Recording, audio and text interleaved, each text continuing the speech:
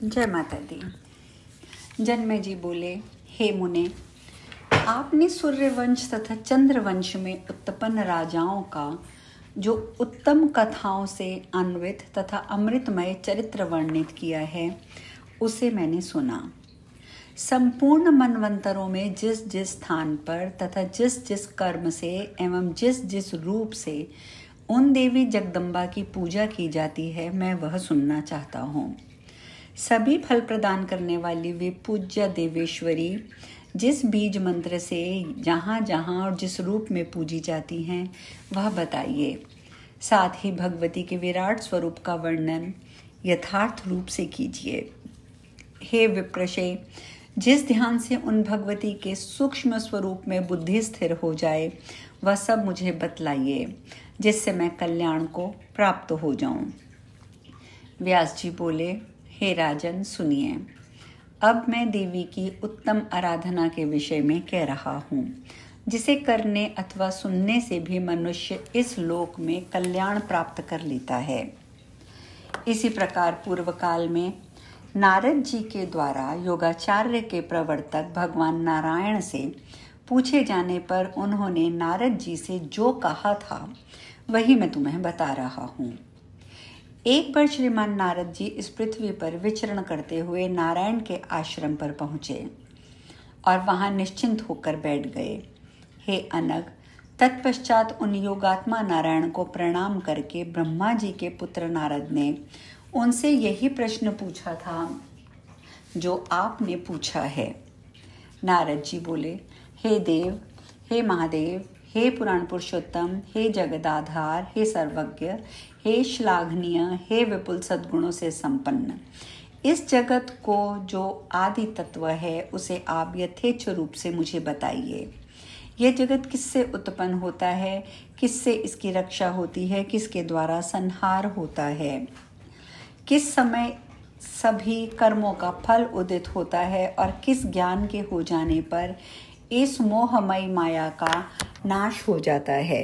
हे देव, किस पूजा से, किस जप से और किस ध्यान से अंधकार में सूर्योदय की भांति अपने हृदय कमल में प्रकाश उत्पन्न होता है। हे देव, इन सभी प्रश्नों का उत्तर पूर्ण रूप से बताइए, जिससे इस संसार के प्राणी अज्ञान अंधकारमय जगत को शीघ्रता से पार कर लें। व्यास जी बोले, हे राजन, देवर्षि नारद के इस प्रकार पूछने पर महायोगी मुनि श्रेष्ठ तथा सनातन पुरुष भगवान नारायण ने साधुवाद देकर ये वचन कहा। श्री नारायण बोले, हे देवर्षि श्रेष्ठ, अब आप जगत का उत्तम तत्व सुनिए, जिसे जान लेने पर मनुष्य सांसारिक भ्रम में नहीं पड़ता। इस जगत का एकमात्र तत्व भगवती जगदम्बा ही है, ऐसा मैं बता चुका हूँ, और ऋषियों, देवताओं, गंधर्वों तथा अन्य मनुष्यों ने भी ऐसा ही कहा है। तीनों गुणों सत्व, रज, तम से युक्त होने के कारण वे भगवती ही संपूर्ण जगत की रचना करती हैं, पालन करती हैं और संहार करती हैं, ऐसा कहा गया है। अब मैं भगवती के सिद्ध ऋषि पूजित स्वरूप का वर्णन करूँगा, जो स्मरण करने वालों के सभी पापों का नाश करने वाला, उनके मनोरथ को पूर्ण करने वाला तथा उन्हें मोक्ष प्रदान करने वाला है। ब्रह्मा के पुत्र तथा शत्रुपा के पति स्वयंभू मनु आदि मनु हैं। उन प्रतापी तथा श्रीमान मनु को समस्त मनवंतरों का अधिपति कहा जाता है।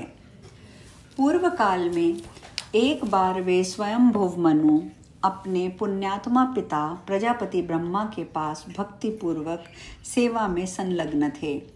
तब ब्रह्मा जी ने उन पुत्र मनु से कहा, हे पुत्र, तुम्हें भगवती की उत्तम आराधना करनी चाहिए। हे तात, उन्हीं के अनुग्रह से प्रजा सृष्टि का तुम्हारा कार्य सिद्ध हो सकेगा। प्रजाओं की सृष्टि करने वाले ब्रह्मा जी के ऐसा कहने पर महान ऐश्वर्यशाली स्वयंभुव मनु अपनी तपस्या से जगत की योनि रूपा भगवती को प्रसन्न करने में तत्पर हो गए। उन्होंने एकाग्रचित होकर माया स्वरूपिणी सर्वशक्तिमयी तथा सभी कारणों की कारणा देवेश्वरी आद्या भगवती का स्तवन आरंभ किया। मनु बोले, जगत के कारणों की भी कारण नारायण के हृदय में विराजमान तथा हाथों में शंख चक्र गदा धारण करने वाली हे देवेश्वरी, आपको बारंबार नमस्कार है। वेद मूर्ति स्वरूपिणी, जगत जननी, कारण स्थान स्वरूपा, तीनों वेदों के प्रमाण जानने वाली, समस्त देवों द्वारा नमस्कृत कल्याणमयी परमेश्वरी, परम भाग्यशालिनी, अनंत माया से संपन्न महान अभ्युदय वाली, महादेव की प्रिय आवास रूपिणी, महादेव का प्रिय करने वाली, गोपेंद्र की प्रिय ज्येष्ठा, महान आनंद स्वरूपिणी, महोत्सवा, महामारी के भय का नाश करने वाली तथा देवता आदि के द्वारा पूजित हे भगवती, आपको नमस्कार है। सभी मंगलों का भी मंगल करने वाली, सबका कल्याण करने वाली, सभी पुरुषार्थों को सिद्ध करने वाली, जग शरणागत जनों की रक्षा करने वाली तथा 3 नेत्रों वाली हे गौरी, हे नारायणी, आपको नमस्कार है। ये जगत जिनसे उत्पन्न हुआ है और जिनसे पूर्णता ओतप्रोत है, उन भगवती के चैतन्यमय अद्वितीय आदि अंत से रहित तथा तेजों के निधानभूत रूप को नमस्कार है। जिनकी कृपा दृष्टि से ब्रह्मा संपूर्ण सृष्टि करते हैं, विष्णु पालन करते हैं, जिनके अनुग्रह से शिव संहार करते हैं, उन जगदम्बा को नमस्कार है।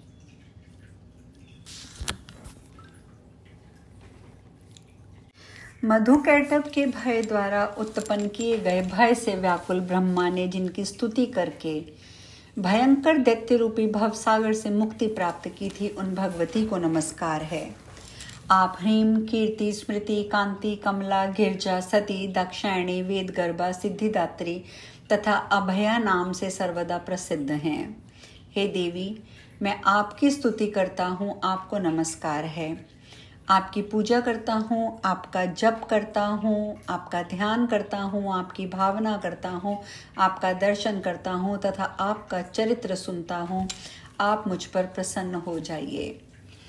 आपके ही अनुग्रह से ब्रह्मा जी के वेद में निधि, श्री हरि लक्ष्मी के स्वामी, इंद्र त्रिलोकी के अधिपति, वरुण जलचर जंतुओं के श्रेष्ठ नायक, कुबेर धन के स्वामी, यमराज प्रेतों के अधिपति, नैऋत्य राक्षसों के नाथ तथा चंद्रमा रसमय बन गए हैं। हे त्रिलोक वंदे, हे लोकेश्वरी, हे महामांगल्य स्वरूपिणी, आपको नमस्कार है। हे जगत माता, आपको बारंबार नमस्कार है। श्री नारायण बोले, हे देवर्षि, इस प्रकार स्तुति करने पर परारूपी नारायणी भगवती दुर्गा प्रसन्न होकर ब्रह्मा के पुत्र मनु से वचन कहने लगी। देवी बोली, हे राजेंद्र, मैं आपके द्वारा भक्ति पूर्वक की गई स्तुति तथा आराधना से प्रसन्न हूँ। अतः हे ब्रह्मपुत्र, आप जो वर चाहते हैं उसे मांग लें। मनु बोले, महान अनुकंपा करने वाली हे देवी, यदि आप मेरी भक्ति से प्रसन्न हैं तो मेरी यही याचना है कि आपकी आज्ञा से प्रजा की सृष्टि निर्विघ्नता पूर्वक संपन्न हो। देवी बोली, हे राजेंद्र, मेरे अनुग्रह से प्रजा सृष्टि अवश्य संपन्न होगी और निर्विघ्नता पूर्वक निरंतर उसकी वृद्धि भी होती रहेगी। जो कोई भी मनुष्य मेरी भक्ति से युक्त होकर आपके द्वारा की गई स्तुति का पाठ करेगा, उसकी विद्या, संतान सुख तथा कीर्ति बढ़ेगी तथा कांति का उदय होगा, धन धान्य निरंतर बढ़ते रहेंगे। हे राजन, उन मनुष्यों की शक्ति कभी निष्फल नहीं होगी, सर्वत्र उनकी विजय होगी, उनके शत्रुओं का नाश होगा और वे सदा सुखी रहेंगे। श्री नारायण बोले, ब्रह्मा जी के पुत्र स्वयंभुव मनु को इस प्रकार के वर देकर उन बुद्धिमान मनु के देखते देखते ही भगवती अंतर ध्यान हो गईं। तत्पश्चात वर प्राप्त करके महान प्रतापी ब्रह्मपुत्र राजा स्वयंभू मनु ने ब्रह्मा जी से कहा, हे तात, आप मुझे कोई ऐसा एकांत स्थान दीजिए जहाँ रहकर प्रचुर प्रजाओं की सृष्टि और यज्ञों के द्वारा देवेश्वर की उपासना कर सकूं। अतः अविलंब आदेश दीजिए। अपने पुत्र की बात सुनकर प्रजापतियों के भी स्वामी ऐश्वर्यशाली ब्रह्मा देर तक सोचने लगे कि यह कार्य कैसे संपन्न हो। प्रजा की सृष्टि करते हुए मेरा अनंत काल का बहुत समय बीत गया। संपूर्ण प्राणियों को आश्रय प्रदान करने वाली यह पृथ्वी जल के द्वारा अप्लावापित हो गई है और जलमय होकर डूब गई है। अतः अब ये भगवान आदि पुरुष मेरे सहायक बनकर यह सुचिंतित कार्य संपन्न करेंगे जिनके आदेश पर मैं आश्रित हूँ। आज हम कथा में यहीं विश्राम लेते हैं। जय माता दी।